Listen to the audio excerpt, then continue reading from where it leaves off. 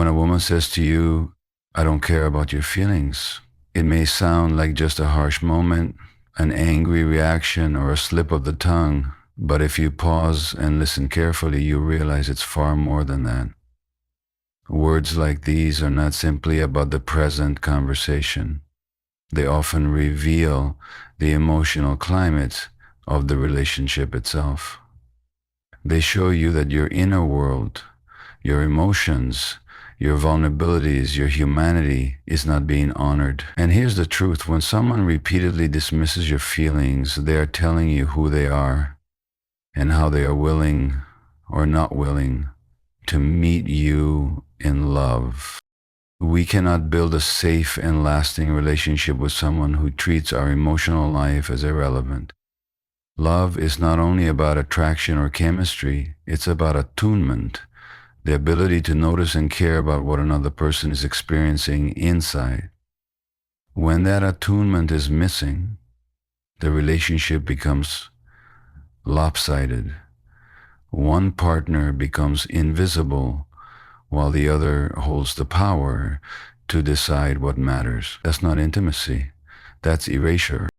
Dr. Gabor Maté often explains that the deepest human need is not just for survival, but for connection. As children, we longed for our emotions to be seen, validated, and welcomed. If we grew up in environments where our sadness, our anger, or our fears were brushed aside, we may have learned to hide those parts of ourselves.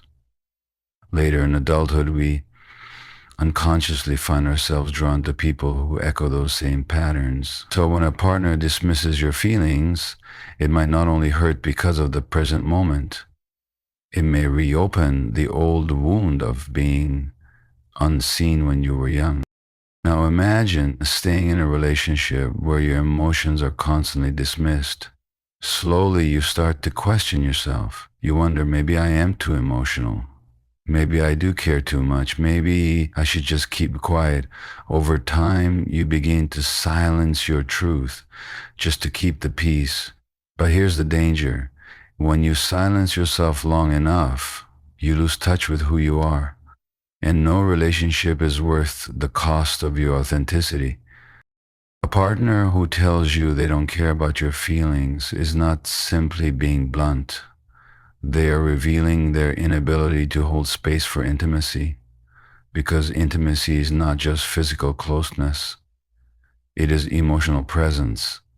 It is the willingness to sit with someone else's joy, pain, fear, or hope without judgment and without dismissal. If that foundation is missing, the relationship will constantly feel shaky no matter how much effort you pour into it. You may be tempted to stay hoping things will change, convincing yourself that maybe they didn't mean it, maybe it was just a moment of anger. But pay attention to patterns, not promises. If indifference to your feelings becomes a repeated behavior, it's not a mistake, it's a message. And that message is telling you that your emotional needs will not be met here. And let's be clear, caring about your feelings doesn't mean a partner always agrees with you. Disagreements are natural. What matters is whether they can disagree without erasing your humanity. A healthy partner can say, "I don't see it the same way, but I understand this matters to you." That's respect. That's love. But when the response is, "I don't care how you feel," what they're really saying is, your inner life has no place here. If you've ever heard those words, take them seriously. They are not just about her. They are also about you. Because the moment you accept being unseen, you are telling yourself that your emotions are unworthy of care. And that is the deepest betrayal. Not what she does to you, but what you allow yourself to believe about your own worth. Love should expand you, not diminish you. It should give you the courage to show more of yourself, not force you to hide. So when someone shows you through their words that your feelings don't matter, believe them. Believe them the first time, because if you don't, You'll spend months or years trying to prove your heart deserves care, when in reality the only thing you needed was the courage to walk away. And here's the necessary truth to end with. When someone tells you they don't care about your feelings, the most powerful act of love you can offer is the love you show yourself by leaving. You're too sensitive. At first, it may sound like a small criticism, almost harmless, something brushed off in the middle of a heated exchange. But if you listen closely, this phrase carries a heavy weight.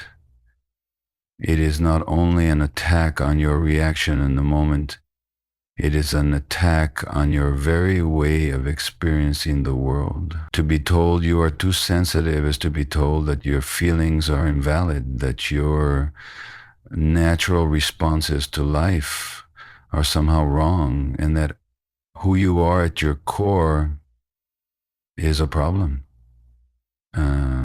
Think about what sensitivity really means. Sensitivity is awareness. It is the ability to notice the subtle shifts in tone, the changes in atmosphere, the small cues that others may miss. Sensitivity allows you to feel deeply, to empathize, to connect on a level beyond words. In truth, sensitivity is a gift. It is not a weakness, but in our culture, and especially in strange relationships, it is often portrayed as a flaw. When a partner calls you too sensitive, what they are really saying is that they cannot or will not handle the depth of your emotions. Instead of leaning in with curiosity or care, they push you away by labeling your feelings as excessive. Dr. Gabor Maté often speaks about how invalidation in childhood becomes one of the deepest wounds we carry into adulthood. If as a child you were told to stop crying, to toughen up, to be less dramatic, then your emotional world was never truly welcome. You may have learned to distrust your feelings, to believe that being emotional was dangerous or shameful. Now, imagine entering a relationship and hearing once again, you're too sensitive. At the same time, it doesn't just sting in the present moment. It reawakens that old wound of being dismissed when you most needed comfort. Over time, repeated invalidation begins to erode your self-trust. You start to wonder if maybe they are right. Maybe you are too sensitive. Maybe you should harden yourself, shut down, or stop speaking up altogether. Slowly you learn to doubt your own reality. This is one of the most subtle forms of emotional manipulation because it convinces you that the problem is not the dismissal, it is you. And once you start believing that your emotions are the enemy, you lose the most vital connection you have, the connection to your own truth. Sensitivity, when embraced, brings depth and richness to a relationship. It allows for tenderness, empathy, and real intimacy. A sensitive partner notices when you're withdrawn, feels when you're hurting, celebrates your joy with intensity. But when sensitivity is rejected, the relationship becomes shallow, brittle, unable to withstand the storms of life. A partner who mocks or belittles your sensitivity is saying, in essence, that they do not want to engage with the full depth of who you are. They want the surface, not the soul. It's important to distinguish between disagreement and dismissal. A healthy partner may not always understand your feelings, but they will still respect them. They might say, I don't see it that way, but I know this matters to you. That is care. That is validation. But when the response is, you're too sensitive, the underlying message is, your feelings are inconvenient to me and I refuse to hold space for them. That is not love. That is avoidance disguised as strength. And here is the harsh truth. When you stay in a relationship where your sensitivity is constantly ridiculed, you begin to abandon yourself just to keep the connection alive. You tone down your laughter, you hide your tears, you shrink your voice, you train yourself to be smaller, tougher, colder. But that is not who you are. That is who you become when you believe love requires you to cut off pieces of yourself to be tolerated. The reality is this: sensitivity is not the problem, the inability to honor it is. A partner who truly values you will not shame you for feeling deeply. They will treasure it. Because the truth is, your sensitivity is the very thing that allows you to love fully and to connect meaningfully. If someone cannot respect that, they are not rejecting a trait, they are rejecting you. And the line you must remember is this: when someone tells you that you are too sensitive, what they are really saying is that they cannot meet you in the depth where real love lives. And that is your sign to leave. If you loved me, you'd change who you are. At first, it might sound like a plea for compromise or a request for growth. Relationships, after all, do require flexibility and understanding. But listen carefully to the message behind those words. This is not about growing together or adjusting habits for the health of the relationship. This is about being asked to abandon yourself, to reshape your very identity in order to be worthy of love. And the moment love becomes conditional upon betraying your true self, it ceases to be love at all. Real love never demands that you change the essence of who you are. It may invite you to grow, to heal, to expand. But those are changes that align you more deeply with your truth, not changes that erase it. When a partner says, "If you love me, you change who you are," they are placing a condition on your worthiness. They are telling you that your authentic self is not enough, that love will only be given if you mold yourself into a version that fits their comfort. That is not intimacy, it is control dressed as affection. Dr. Gabor Maté often explains that the greatest human dilemma is the tension between authenticity and attachment. As children, when faced with the risk of losing love, we often sacrifice authenticity just to keep connection. If our parents shamed our anger, we learned to suppress it. If they dismissed our sadness, we forced ourselves to smile. If they wanted us to be quiet, obedient, or different from who we truly were, we complied, because losing love felt unbearable. Those survival strategies may have kept us safe as children, but in adulthood, they lead us into relationships where we repeat the same pattern, sacrificing our authenticity for the illusion of attachment.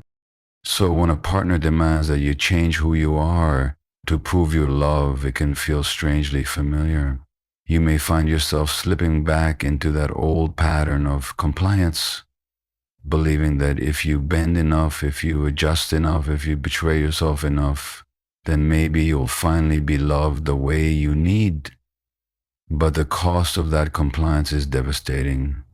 You lose not only your sense of self, but also the possibility of true intimacy. Because intimacy cannot exist when one partner is hiding behind a mask. What does this look like in practice? Maybe you're naturally expressive and emotional, but your partner insists you be more reserved. Maybe you value freedom and creativity, but they want you to live within strict lines. Maybe you're deeply spiritual, but they mock your beliefs. Every time you change a core part of yourself to please them, you chip away at your own soul. And here's the painful irony. Even if you succeed in becoming the person they want, you will never feel loved. Because deep down, you know they are not loving you. They are loving the version of you they have constructed. A healthy relationship will challenge you, yes, but in a way that encourages you to grow closer to your truth, not further from it. A loving partner might say, I see this habit is hurting us. Can we work on it together? That's growth. That's partnership. But they will never say, if you loved me, you wouldn't be who you are. Because real love does not fear your authenticity, it embraces it. If you stay in a relationship where your identity must constantly be reshaped to keep the peace, you will eventually lose yourself. You may find that you no longer recognize the person in the mirror. You may have the attachment you thought you wanted, but it will be hollow because it cost you the most important thing you have, your authenticity. And without authenticity, there is no real love, only performance. The most powerful act you can take is to honor the truth of who you are, even if it costs you the relationship. Because the right partner will never ask you to prove your love through self-betrayal. They will want you, not a version of you. And the line you must never forget is this. If someone tells you that love requires you to stop being yourself, that is not love. It is your signal to leave. It's always your fault. These 4 words may sound like frustration in the heat of the moment, but when they become a pattern, they are a sign of something much deeper and much more damaging. Blame is not just a way of avoiding responsibility, it is a way of rewriting reality. And in a relationship, when blame becomes constant, it destroys the foundation of trust and intimacy that love needs to survive. At its core, blaming is a refusal to face one's own pain. Dr. Gabor Maté often teaches that much of our behavior is driven by wounds we don't even see. A person who constantly blames their partner is usually projecting their unresolved shame and insecurity outward, because facing those feelings within themselves feels unbearable. Instead of admitting, I'm hurting, I'm scared, I feel inadequate, they point the finger and say, this is all because of you. It is easier to make you the problem than to confront their own inner world. But when you're on the receiving end of this dynamic, the damage is immense. Over time, constant blame reshapes the way you see yourself. At first, you defend yourself, insisting you're not at fault. But as the accusations repeat day after day, something inside you starts to shift. You begin to wonder if maybe they are right. Maybe you are never good enough. Maybe you are never good enough. This erosion of self-trust is not an accident. It is what blame does. It takes the mirror that should reflect your true self and replaces it with a distorted image created by someone else's unresolved pain. In healthy relationships, accountability is shared. No one is perfect and mistakes happen. But there is a world of difference between a partner who says, I feel hurt by what you did, can we talk about it? And a partner who says, this is all your fault. You're the reason I'm unhappy. The first invites growth and repair. The second shuts down conversation and leaves you carrying a burden that was never yours to carry. Imagine living day after day in a relationship where you are always the one at fault. Every argument, every disappointment, every setback in life somehow becomes your responsibility. This dynamic keeps you in a constant state of guilt, shame, and apology. You find yourself apologizing not just for mistakes, but for who you are. And when love begins to feel like a courtroom where you are always on trial, it is no longer love. It is emotional imprisonment. There's also another danger in this pattern. When one partner never takes responsibility, growth becomes impossible. Relationships thrive on mutual reflection. What can I learn here? What can we both do differently? But blame locks the blamer in a cycle of denial. They avoid their own wounds by dumping them on you, and in doing so, they prevent themselves from ever healing. In the long run, this keeps both partners stuck. The one who blames remains blind to their pain, and the one who is blamed carries a weight that doesn't belong to them. And here is the hidden truth. Staying in a relationship built on constant blame is a way of abandoning yourself. You begin to live in their story instead of your own. You let their version of reality define your worth instead of holding on to your truth. This is how people lose their voice, their confidence, even their sense of identity. You are not only sacrificing happiness, you're sacrificing who you are. True love requires courage. The courage to look at our own flaws, to own our part in conflict, to grow together instead of tearing each other down. A partner who constantly blames you is not showing courage, they are showing fear. They are terrified of facing themselves, so they make you the scapegoat. And no matter how much you try, you can never heal a relationship by carrying someone else's denial on your shoulders.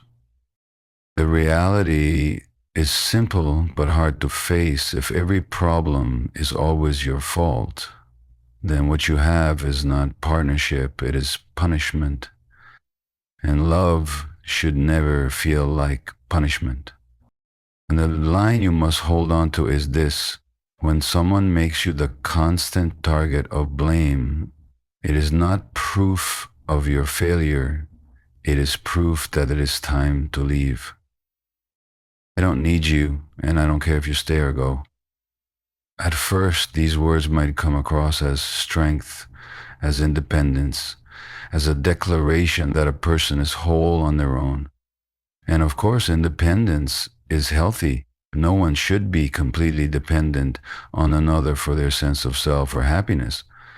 But when these words are used in the context of a relationship, when they are spoken not as truth, but as a weapon, they reveal something very different. They reveal a wall, a refusal to be vulnerable, and a deep fear of intimacy disguised as detachment. Relationships thrive on interdependence, the balance between independence and connection. In healthy love, two people are able to stand on their own feet, but they also choose to lean on each other, to need one another in the best sense of the word. Needing your partner doesn't mean weakness. It means allowing yourself to be open enough to be touched, to be moved, to be shaped by their presence, to declare, I don't need you in the middle of an intimate relationship is to deny the very essence of what intimacy is about.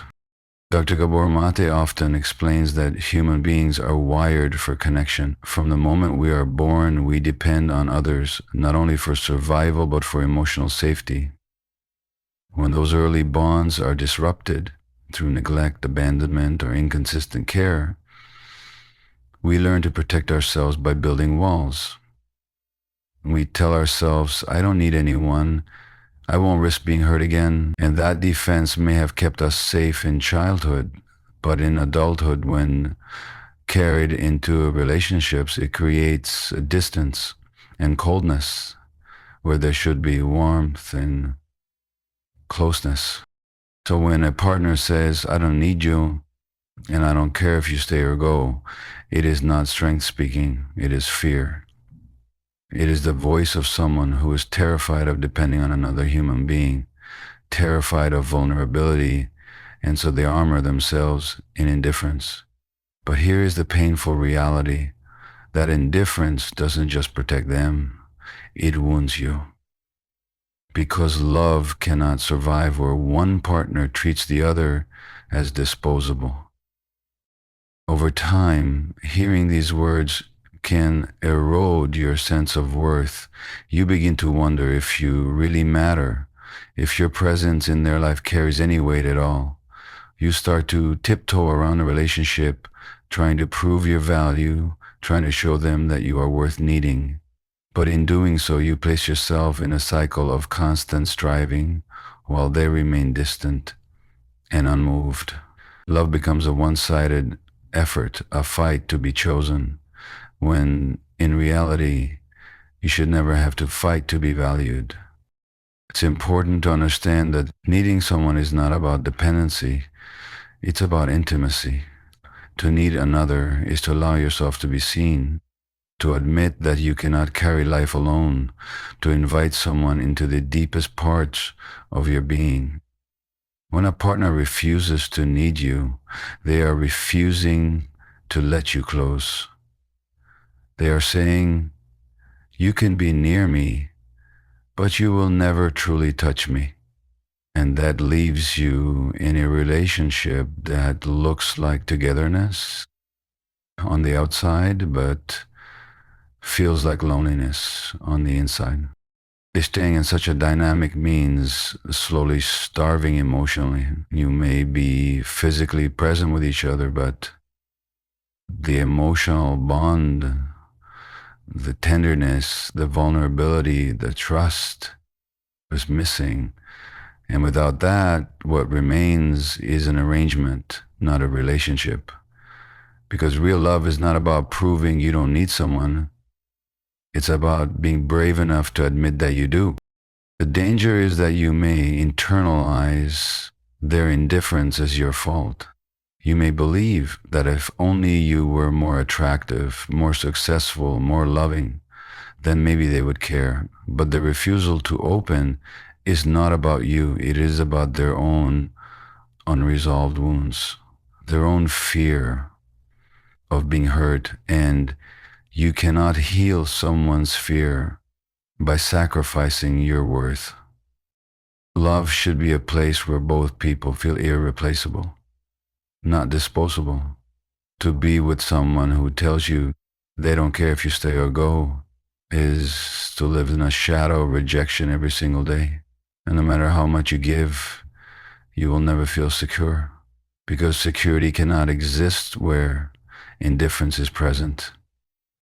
And the line you must remember is this: when someone treats your presence as meaningless, it is not love holding them back, it is fear, and you deserve to walk away.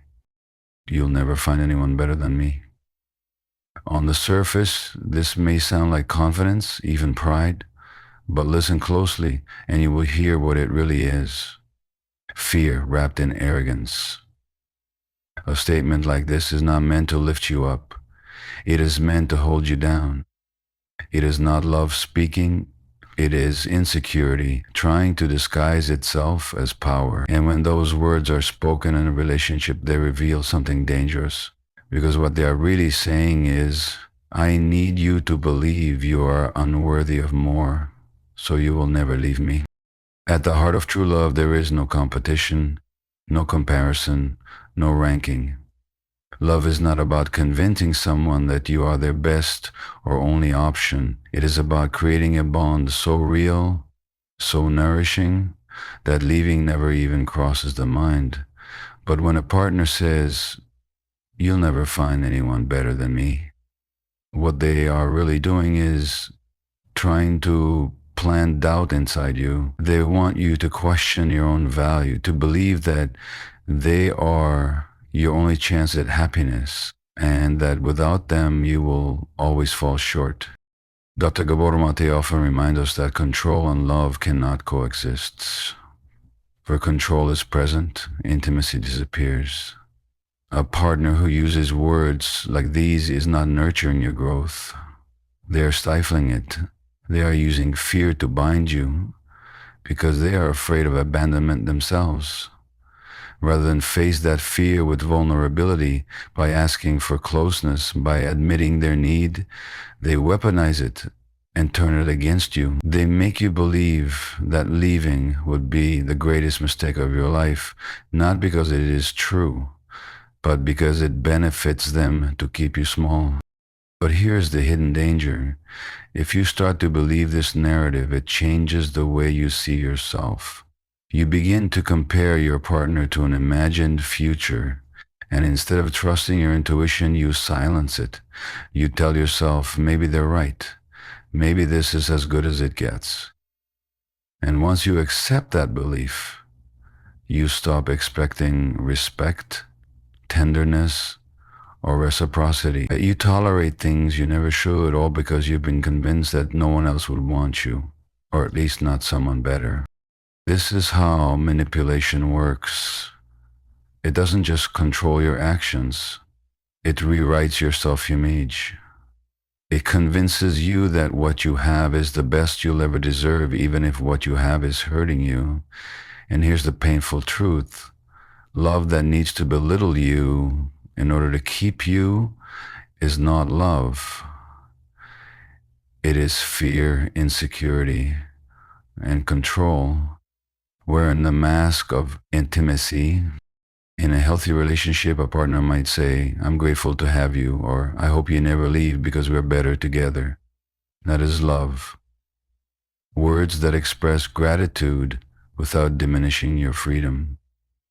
But to say, you'll never find anyone better than me, is not gratitude. It is a threat disguised as confidence. It carries the unspoken message, you are nothing without me. If you stay in this dynamic long enough, you will begin to lose touch with your own strength. You may find yourself shrinking, doubting, staying quiet, second-guessing every instinct to walk away. And yet, deep down, a part of you knows the truth. You know that love should not sound like a threat. You know that love should not make you feel trapped. You know that love should expand you, not cage you. And perhaps the most heartbreaking part of all is that the partner who says such words is revealing more about themselves than about you. Their need to assert superiority comes from their own fear of being abandoned, from their own lack of self-worth. But you cannot heal that fear by allowing yourself to be diminished.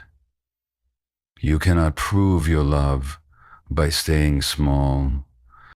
The reality is simple. Someone who truly values you will never need to convince you that you cannot do better. They will show you through their actions that being with them already feels like the best choice, not because you are trapped, but because you are free and still choose them. And the line you must hold on to is this. When someone tells you that you'll never find anyone better, it is not proof of their worth. It is proof that it's time for you to leave.